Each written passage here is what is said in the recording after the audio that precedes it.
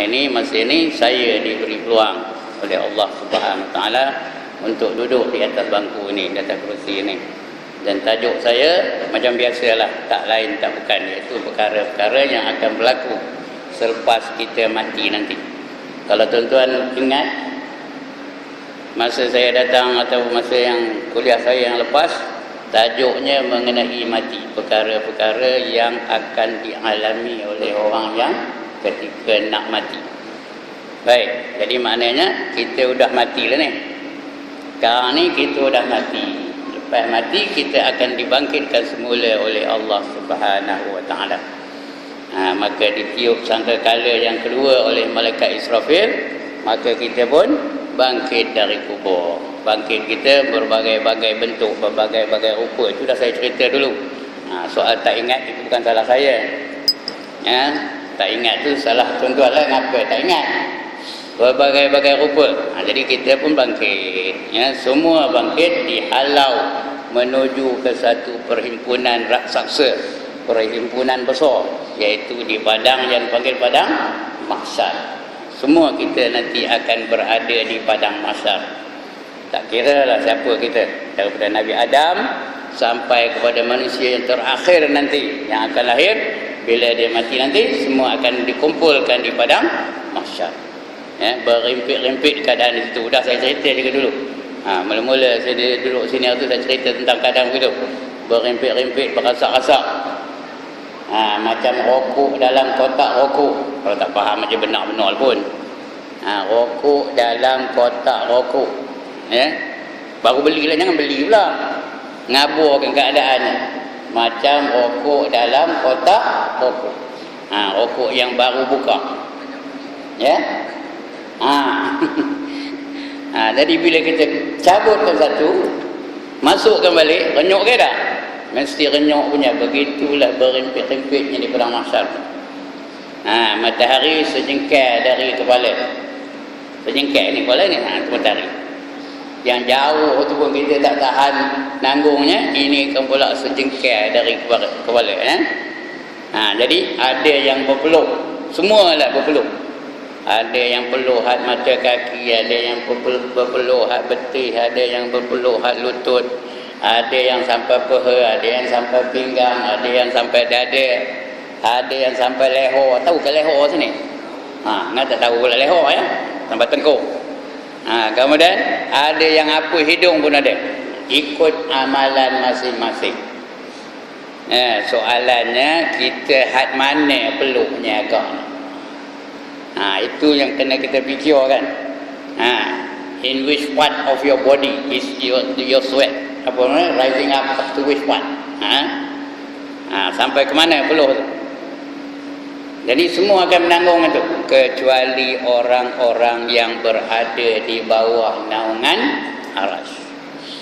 Orang yang di bawah naungan arasy, mereka tak kena cahaya matahari kerana ada lindungan. Di sana tak ada lindungan lain, yang ada hanya lindungan arasy saja. La zilluhu illa zillu, la zilla illa zillu. Tidak ada lindungan melainkan lindungannya, lindungan Allah Ta'ala saja yang ada. Siapa yang dapat lindungan itu? Kita dapat ke tak? Kata Nabi, ada 7 golongan manusia yang dapat lindungan arasy, di mana tidak ada lindungan melainkan lindungannya. Yang pertama kata Nabi, al-imamul adil. Artinya apa? Imam yang adil. Imam ni tuan-tuan bukan orang apa ni imam semayang aja, itu imam lah juga. Tapi bukan itu aja, skop imam ni luas. Artinya pemimpin yang adil. Ikut kapasiti kepimpinan dia lah. Kalau dia seorang solo aja, isteri pun tak ada, anak-anak pun tak ada, itu pemimpin juga. Apa yang dipimpin? Dipimpin matanya, dipimpin telinganya, dipimpin kakinya, dipimpin segala anggota dia itu akan dipimpin. Dia memimpin. Kullukum ra'in wa kullukum mas'ulun an ra'iyati, kata Nabi ya. Kullukum ra'in, tiap-tiap kamu adalah pemimpin. Wa kullukum mas'ulun an ra'iyati. Setiap kamu itu, setiap pemimpin itu akan ditanya tentang kepimpinan yang diamanahkan Allah kepadanya. Semua akan ditanya. Apa kamu buat, macam mana kamu mentadbir. Tengoklah kamu jadi pemimpin di peringkat mana, di kapasiti yang mana. Kalau dia ketua kampung, apa dia pentadbiran kampung itu akan ditanya oleh Allah Subhanahu wa taala. Ya, kalau dia penghulu, mukimnya akan ditanya. Ya, kalau dia DO, daerahnya itu akan ditanya. Ya, kalau dia orang besar jajahan itu akan ditanya oleh Allah Subhanahu wa taala. Kalau dia dapat melakukan keadilan dalam kepimpinannya, maka itulah dia orang yang pertama yang dapat naungan arasy. Dia duduk macam duduk bawah aircon lah, tak terasa panas matahari, ya. Tak terasa, tak ada peluh yang mengalir sampai ke pusat, sampai ke dada dan sebagainya. Itu golongan yang pertama. Sebab itu tuan-tuan yang ada jawatan kepimpinan, tak kira lah kapasiti mana, pastikan kita melakukannya dengan seadil-adil mungkin, ya. Adil tu mengikut perspektif Allah Ta'ala, bukan ikut pandangan kita. Ya, ikut perspektif Allah Ta'ala. Ya, tidak melakukan perkara-perkara yang boleh merosakkan sama ada dirinya ataupun masyarakat-masyarakat yang dipimpin olehnya. Ya, asasnya, prinsipnya, qu anfusakum wa ahlikum nar. Peliharalah diri kamu dan ahli-ahli. Ahli-ahli itu artinya kepimpinan kamu daripada api neraka. Itu orang yang pertama, golongan yang pertama dapat naungan arasy. Yang kedua, pemuda yang wara'. Pemuda yang tidak melakukan sebarang dosa. Kalau dia buat dosa pun dia cepat taubat. Dia mati dalam keadaan yang tidak berdosa. Sebab itu kita ni disuruh taubat. Pintu taubat sentiasa aja terbuka, sehinggalah nyawa sampai ke kerongkongan, sehingga matahari terbit dari barat. There is still room for you to repent. Ada ruang untuk kamu bertaubat. Jadi pemuda yang wara' ni golongan yang kedua yang dapat naungan arasy. Dari muda sampai dia mati, tidak melakukan sebarang dosa-dosa yang besar. Kalau buat pun dia cepat-cepat bertaubat. Ya, Allah bagi peluang kita, banyak peluangnya. Sebab itu kalau tuan-tuan baca dalam hadis 40, kita akan jumpa satu hadis, apabila seseorang itu melakukan satu dosa, malaikat tak tulis dulu dosa tu. Tidak dicatat dulu dosa tu. Dia tunggu 7 jam baru ditulis. Pasal apa tunggu 7 jam tu? Bagi peluang kita nak taubat kepada Allah Subhanahu wa taala. Ya, kalau kita bertaubat langsung tak tulis. Kita punya rekod tu clean sheet. Bersih saja. Tak kira dosa besar, dosa kecil. Suruh kita taubat. Jangan kita berani dengan dosa kecil. Kerana dosa kecil boleh jadi dosa besar. Dosa kecil boleh jadi dosa besar. Dengan 6 tempat itu nak panjang pula cerita tu. Okey. Yang pertama, meremeh-remehkan dosa kecil jadi dosa besar. Ya, meringan-ringankan dosa kecil. Juit aja bibi, alah dosa kecil kan dosa besar. Itu jadi apa? Jadi dosa besar tu. Yang kedua, rasa tidak takut dengan dosa kecil. Kerana dia banyak ibadah, apa gaduhkan nanti aku tahajud malam garang habislah dosa tu kata. Kira jadi dosa besar. Ya. Yang ketiga, dosa kecil boleh jadi dosa besar kalau dia bermegah-megah melakukan dosa kecil. Tengok sudah 72 years berjoget lagi. Jadi dosa apa? Jadi dosa besar. Walaupun joget itu dosa kecil, tapi dia jadi dosa besar. Kenapa? Kerana bermegah-megah melakukan dosa kecil. Yang keempat, buat demonstrasi pula tu. Ya, menunjuk-nunjuk pada orang melakukan dosa kecil. Jadi dosa besar. Ya. Nunjuk-nunjuk pada orang, tengok tangkap gambar saya sudah umur 72, pakai seluar pendek, tangkap gambar masuk dalam Facebook. Semua orang tengok. Ustaz Ibrahim umur 72 tahun masih pakai seluar pendek lagi. Padahal Itu dah jadi apa? Jadi dosa besar tu kerana menunjuk-nunjuk kepada orang. Yang kelima, istiqamah melakukan dosa kecil. Berterusan aja buat dosa kecil, maka jadi dia dosa besar. Dan yang keenam, last sekali, ya, kalau dosa kecil itu dilakukan oleh orang yang boleh menjadi contoh kepada masyarakat, seperti ustaz-ustaz, ustazah-ustazah,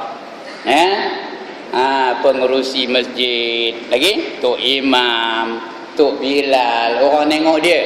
Kalau dia buat dosa kecil, dia jadi apa? Jadi dosa besar. Bila dosa besar, dia tidak terhapus dengan kebajikan, tidak terhapus dengan istighfar, tidak terhapus dengan hanya minta ampun, tak ada terhapus. Astaghfirullahalazim, tak hapus. Dengan semayang tak hapus, mengambil wuduk tak hapus, dengan sedekah tak hapus. Dia kena taubat. Dengan taubat dipanggil taubat apa? Nasuha. Tubu ilallahi taubatan nasuha, dengan syarat-syaratnya. Itu akan datanglah kalau ada peluang lagi. Itu ya, kalau berlaku orang yang berpengaruh dia melakukan dosa kecil, maka jadi dia dosa besar. Ya, kalau Ustaz Ibrahim pakai seluar pendek, dosa kecil ke dosa besar bagi Ustaz Ibrahim? Dosa kecil ke dosa besar? Ngapa dosa besar? Kerana dia jadi contoh. Tengok komen tu, Ustaz Ibrahim pakai seluar pendek, katanya macam kalau Ustaz Ibrahim pakai seluar pendek, muridnya pakai apa? Pakai sepeda. Kalau Ustaz Ibrahim pakai sepeda, muridnya boleh lah. Nak pandai, dah pandai mana dekat Perak macam ni. Baru sekali dua dengar dah pandai. Itu dia tuan-tuan, ya. Baik, itu soalan tadi, ya. Nombor 2 tadi, orang yang dapat naungan aras ialah orang yang pemuda yang waras. Yang ketiga, orang yang dapat naungan aras nanti ialah orang ataupun kumpulan yang berjumpa dan berpisah semata-mata kerana Allah. Tuan-tuan datang kejap ni kerana apa? Kerana Allah. Nak mendirikan sembahyang, nak beribadah kepada Allah, semata-mata kerana Allah. Dan kita balik sekarang pun kerana Allah. Saya pun hobi itu juga. Datang biar semata-mata kerana Allah, balik pun biar semata-mata kerana Allah. Kalau lepas ngajar orang ngelewa je mata, tak ada datang bendahari ni, ya. Ngapa hendak ke bendahari tau? Ngapa hendak ke bendahari? Kerana envelope belum dapat. Kalau kerana envelope, apa dah? Tak dapat pahala, apa pun tak dapat. Ya. Jadi sebab itu niat ni penting sekali. Apa saja kita buat ibadah mesti lillahi ta'ala. Orang semayang ni kenapa? Kerana lillahi ta'ala. Puasa esok kenapa? Lillahi ta'ala. Everything you do mesti lillahi ta'ala. Baru dapat pahala di sisi Allah Subhanahu wa ta'ala. Jadi apa saja kita buat biar kerana Allah, jangan kerana lain daripada Allah. Ya, ada juga orang tengok saya ni. Dia apa tu, tak mencari envelope tu, kata jangan jahat sangka pula. Buruk sangka tu dosa besar, ya. Ada orang begitu tahu, tulis dalam Facebook dia, al ulama warasatul envelope, katanya. Al ulama sebut dia pun tak betul, dia tulis warisatul envelope, yang sebenarnya warasatul envelope. Ditulisnya kopi itu dalam Facebook saya. Tuan-tuan tahu ke? I got Facebook, you know. You think I command ke? Itu dah. Biar semata-mata kerana Allah. Itu golongan yang ketiga. Golongan yang keempat, orang yang sentiasa bangun di tengah malam, beribadah, merayu-rayu, bermanja-manjaan dengan Allah Ta'ala, sambil menangis-nangis. Dia menangis-nangis dengan Allah Ta'ala. Itu air mata yang sangat dikasihi oleh Allah Ta'ala. Ialah air mata yang keluar semata-mata kerana takutkan Allah Ta'ala. Ya? Dia nak istiqamah berterusan, bukan setahun sekali. Ya? Setahun sekali ada qiyamul lail, dia pun menangis malah tu nangis. Lepas tu esok paginya pukul 7.30 udah gelap balik, kah ngadap roti canai. Yang itu tak masuk. Yang itu tak tak masuk. Yang masuk ialah tiap-tiap malam istiqamah, almost every night kalau tak boleh. Ya. Dia bermanja-manjaan dengan Allah, bermesra-mesraan dengan Allah. Ya. Orang apa itu dapat naungan arasy, di mana tidak ada naungan melainkan naungan arasy Allah Taala. Itu yang keempat. Betul ya? Yang keempat ya. Yang kelima, seorang yang hatinya hanya bergantung kepada masjid. Dia hatinya nak ke masjid aja. Ya. Tak selesa dia kalau beribadah di rumah. Tak selesa dia kalau semayang di rumah. Dia hendak semayang di mana? Berjamaah di masjid atau di surau atau di apa-apalah tempat yang didirikan jamaah. Hatinya hanya bergantung kepada masjid sahaja. Ya. Kerana orang yang semayang di rumah tu, kata Nabi, semayangnya semayang sesat. Tahu? Jangan menyolang mata tengok saya, bukan saya ngabur ke ni, Nabi Muhammad ngabur. Walau annakum sallaitum fi buyutikum kama yusalli hadzal mutahallifu fi baitih la taraktum sunnata nabiyikum walau taraktum sunnata nabiyikum la dhalaltum, kata Nabi sabda Nabi sallallahu alaihi wasallam. Sekiranya kamu sengaja, tak ada alasan, tak ada sebab sembahyang di rumah kamu. Ini orang lelaki saja ni, orang perempuan tak apa ya. Orang lelaki saja. Kerana orang lelaki sembahyang berjemaah tu apa hukumnya? Fardu kifayah. Ya.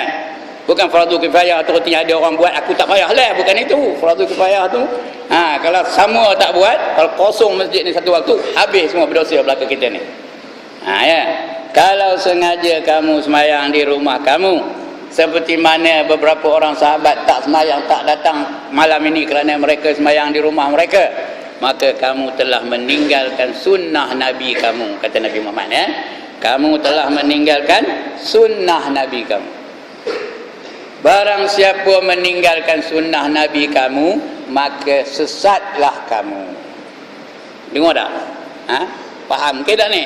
Siapa meninggalkan sunnah Nabi kamu, maka soseklah kamu. Tahu ke sosek? Tak tahu tidak lah. Orang Koping ada ramai ni. Maka soseklah kamu. Orang sembahyang di rumah tu memang sesat. Kalau sengajalah, tak ada alasan. Memanglah di rumah senang sikit sembahyang. Daripada masjid senang sembahyang di rumah. Ya ke tak?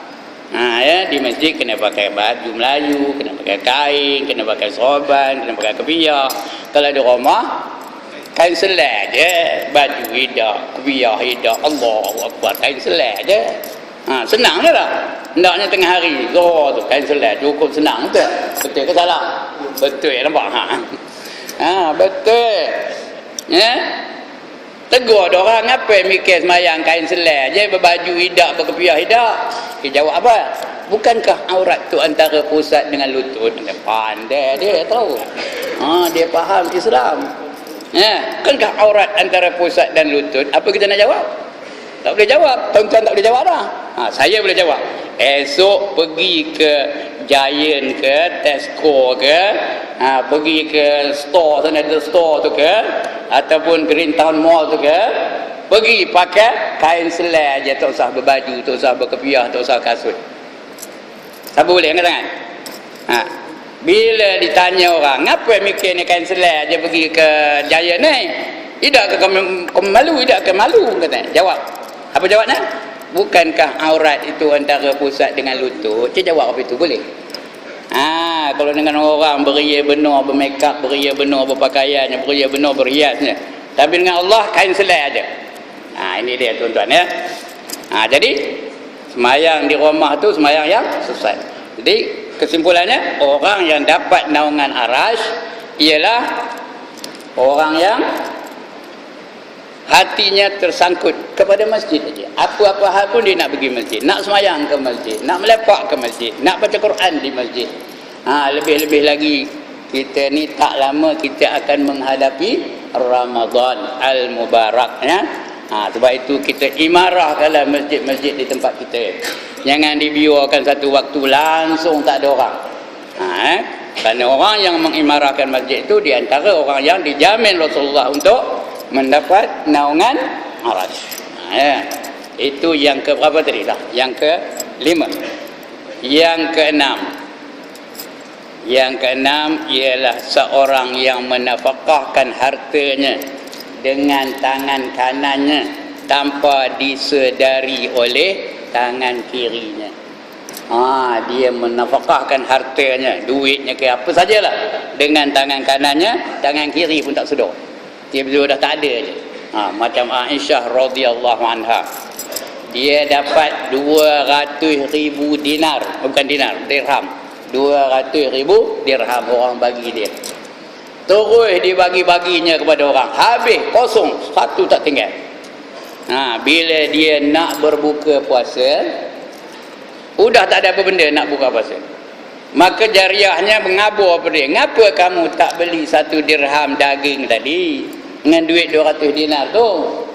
Ngapa tak beli 1 dirham? Kalau kamu beli tadi, bolehlah kamu beli daging untuk berbuka puasa. Apa jawab Aisyah? Ngapa kamu tak ingatkan aku tadi? Kalau kamu ingatkan aku belilah, katanya. Bermakna apa?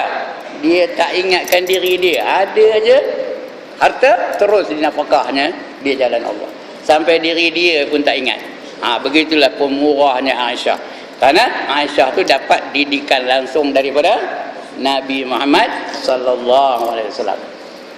Orang yang dalam didikan Nabi ni semua pemurah-pemurah belaka. Bila minta sumbangan untuk perang Tabuk, Umar bagi separuh dari hartanya. Osman bagi 1/3 daripada hartanya. Tapi Abu Bakar lagi terror. Apa dia baginya? Seluruh hartanya. Bila ditanya Nabi Muhammad, apa yang tinggal bagimu lagi wahai Abu Bakar? Apa jawab Abu Bakar? Memadailah bagiku Allah dan Rasul. Cukuplah Allah dan Rasul bagiku. Habis, completely finished. Satu pun tak ada tinggal. Begitulah pemurahnya Abu Bakar As-Siddiq. Itu sebab kata Nabi, kalau ditimbang iman Abu Bakar As-Siddiq dengan iman seluruh alam ini, lebih berat lagi iman Abu Bakar As-Siddiq. Dipuji Rasulullah depan-depan tu. Bila dipuji tak ada pula dia kembang hidungnya. Masih lagi kuat imannya, bertambah lagi imannya, bertambah tawaduknya kepada Allah Subhanahu wa taala. Orang kopi ni boleh dipuji. Orang macam ni boleh puji, macam Abu Bakar ni. Kalau saya dipuji kopi itu macam, kalau ditimbang iman Ustaz Ibrahim dengan iman seluruh alam, berat lagi iman Ustaz Ibrahim. Macam apa jawabnya katanya? Kau ini baru tahu ke? Aku dah lama dah tahu ni. Jadi puji ni satu perkara yang dilarang oleh Islam, ya. Islam tak menggalakkan kita memuji depan-depan. Jangan lepas ini muji, Ustaz entah mau tahu nak teman-teman, jangan, tak payah. Sampai ke kampung kembang itu, ya. Itu yang kelima tadi. Ya, begitu juga sahabat yang lain, ya. Mereka tu Ali tu. Dia puasa hari tu. Tahu. Dekat nak buka, dia beli makanan. Elok nak sampai ke rumah, datang pula orang miskin minta barang makan. Aku dah lama dah tak makan, katanya. 3-4 hari tak makan, tolonglah bagi aku sedikit makanan wahai Ali, kata dia orang tu. Terus dibaginya, tak ada fikir panjang. Sedangkan dia beli bungkusan untuk apa? Untuk berbuka puasa. Bukan bulan Ramadan ni, bulan lain, puasa sunat. Lepas tu esoknya puasa lagi. Puasa dah tu dekat nak buka tu beli lagi satu bungkusan makanan. Dekat nak sampai ke rumah sudah datang anak yatim pula minta barang makan. Tolonglah, kata pakcik, kata saya dah 3-4 hari tak makan, kata. Dia tanpa fikir berat, terus baginya bungkusan makanan tu kepada anak yatim tadi. Kemudian lusanya puasa lagi. Itu dia hebat tu ceritanya. Puasa lagi, dekat nak buka, dia pun beli lagi satu bungkusan makanan. Udah dekat nak sampai ke rumah, udah seorang musafir pula minta makanan. Ya. Kalau kita lah dah 3 hari betul-betul macam orang minta makan. Kita nak buka ni, semalam udahlah makan tambah dengan air aja. Kemarin pun itu juga tambah dengan air aja. Hari ni pun itu takkanlah nak buka dengan tambah dengan air aja. Ada orang minta lagi macam, ish aku pun pula, aku bagi kamu pula ni. Bagi kamu apa aku dapat ni. Tapi Ali terus bagi je tanpa berfikir, tak ada fikir panjang, terus bagi je. Ini datang tabung jangan biar aja. Tadi ingat tak? Orang yang menafkahkan hartanya dengan tangan kanan tanpa disedari tangan kirinya. Ndak ke tak ndak naungan aras ni? Kali lagi, ndak ke tak ndak naungan aras? Atas? Itu dia ya. Baik. Lagi Ali bagi lagi.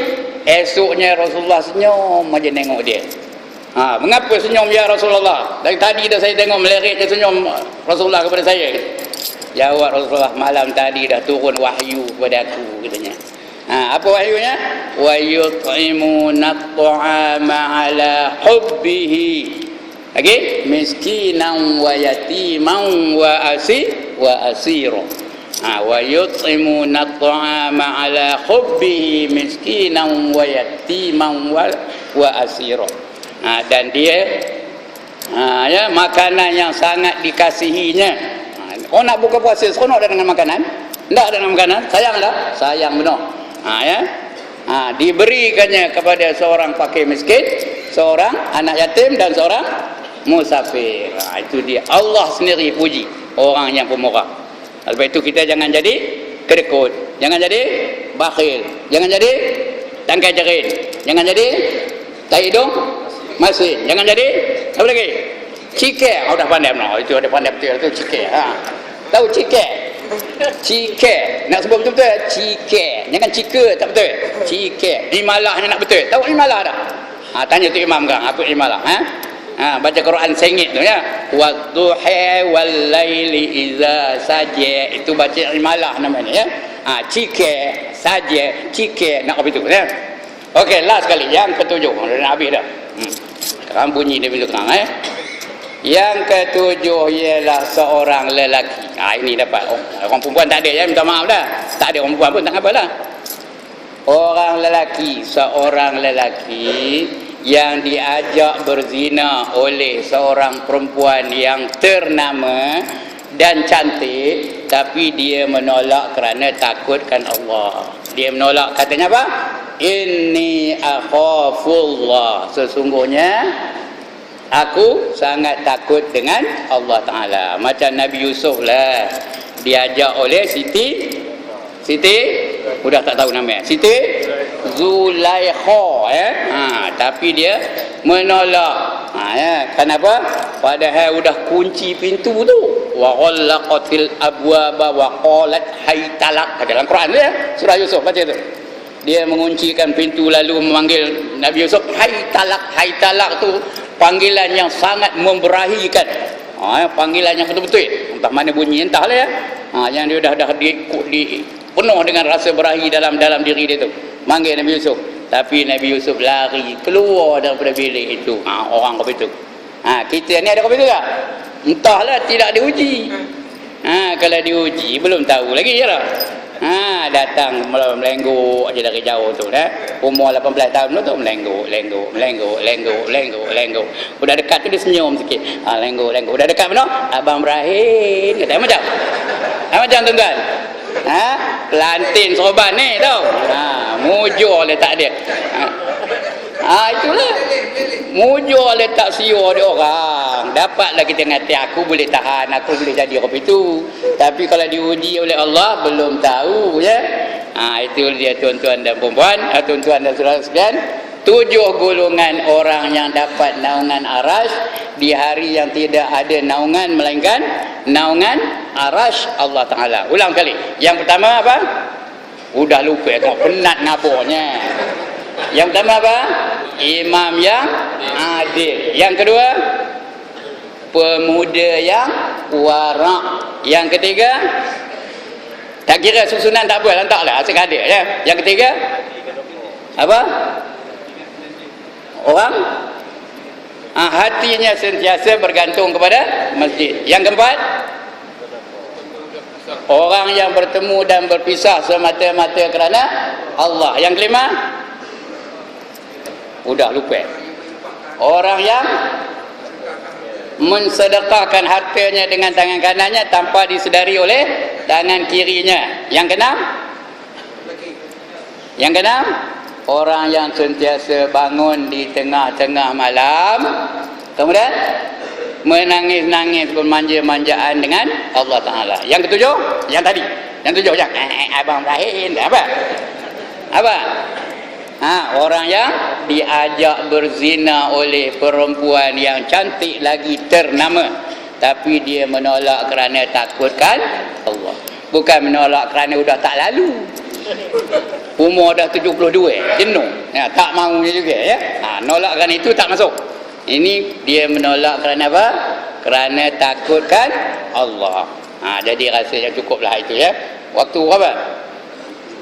1:14 ada. 1:14 sudah dekat benar dah ni. Sekarang terus azannya ya. Sudah tu. Sekian dulu tuan-tuan dan saudara sekalian. Salah silap minta ampun, minta maaf ya. Saya ni kiranya bukannya video saya ni. Malah ni kejap ni patutnya Ustaz Asri. Kenal Ustaz Asri? Ustaz Asri Yusof Al-Mangko. Kenal? Patutnya dia. Tapi dia tak dapat datang, dia panggil saya. Mudah-mudahan ada pencerahannya pada tengah hari ini. Aqulu qawli hadza wa astaghfirullahal azim li wa lakum. Assalamualaikum warahmatullahi wabarakatuh.